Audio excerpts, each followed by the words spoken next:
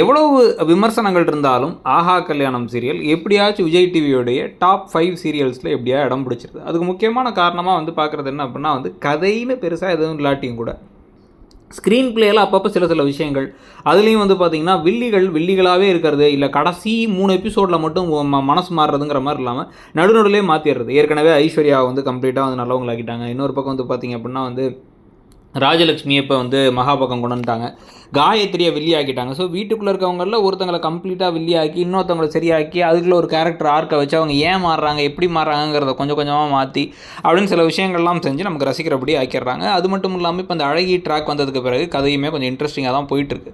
ஆனால் அது ரொம்ப நாள் இழுக்கிறாங்களோ அப்படின்னு தோணும் பொழுது தான் இப்போ வந்து ஏற்கனவே நம்ம சொன்ன மாதிரி வந்து இந்த விஜயுடைய அப்பா, அதாவது சூர்யாவுடைய சித்தப்பா வந்து விஜய்கிட்ட ஏன் பேசாமலே இருக்கார், விஜய்கிட்ட அவர் அவாய்ட் பண்ணிட்டே இருக்காரு அப்படின்னா வந்து அவருக்கு விஜயை பற்றி ஏதாவது ரகசியம் தெரியுமா அப்படிங்கிற கேள்வி இருக்குது. இதுக்கு நடுவில் அந்த பிஏ வேற சொல்லிட்டாரு தெளிவாக என்னன்னா வந்து கண்டிப்பாக வந்து இந்த வீட்டோட குழந்தை தான், ஆனால் சூர்யாவோட குழந்தை இல்லைன்ட்டு. சூர்யா அந்த குழந்தையோட பொண்ணோட அம்மாவை போய் பார்க்க போகிறேன், தாத்தாலாம் இருக்காங்க அப்படின்னு சொல்லி கிளம்பி போயிருக்காருல.